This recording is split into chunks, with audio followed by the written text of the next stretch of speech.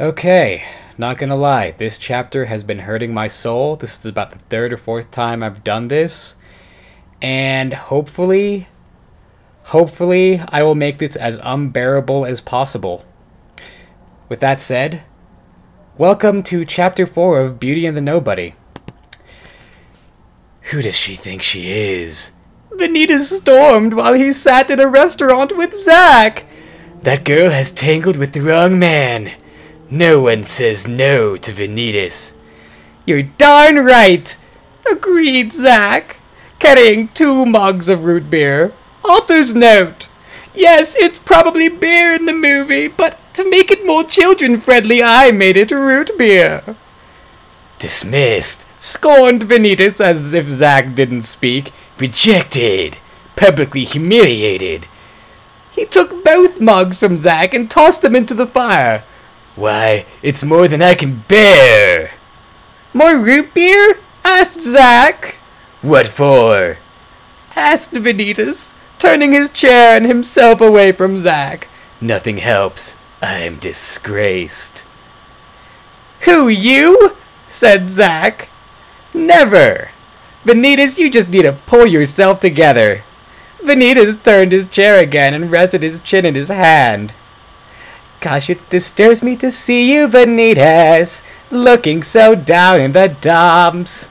Every guy he'd love to be you, Vanitas, even when you're taking your lumps. There's no one as admired as you. You're everyone's favorite guy.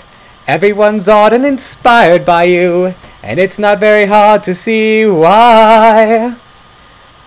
Everyone in the restaurant began singing with Zack, showing their true admiration for Vanitas. It cheered Vanitas up to see everyone worshipping him.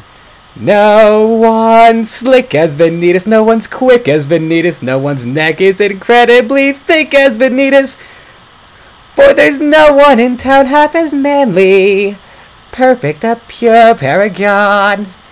You can ask Tom, Dick, or Stanley, and they'll show you whose team they prefer to be on.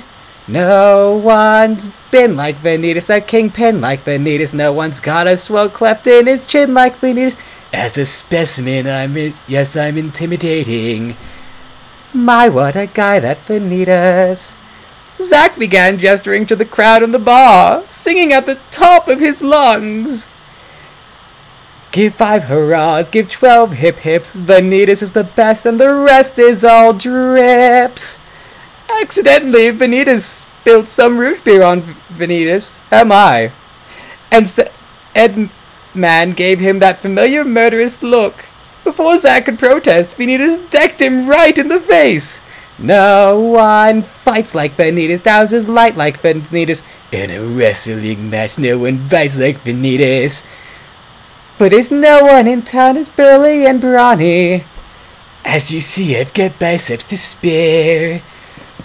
Not a bit of him scraggly or scrawny. That's right, and every last inch of me's covered in hair. No one hits like Vanitas, matches wits like Vanitas. In a spitting match, no one spits like Vanitas. Now Vanitas felt much happier and up to his swagger as usual. I'm especially good at expectorating. 10 points for Vanitas. Because fuck that, I'm not going out of tune.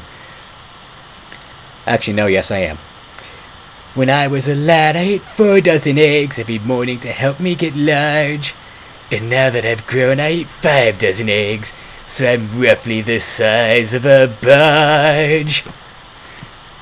The whole crowd sang like they're at a concert and Vanitas was the rock god. No one shoots like Vanitas, makes those buttes like Vanitas, then goes stomping around wearing boots like Vanitas. I use antlers in all my decorating. Say it again, who's a man among men, and we'll say it once more with more. Who's a super success? Don't you know? Can't you guess? Ask his fans and 5 hangers on. There's just one guy in town who's got it all down, and his name is Vanitas.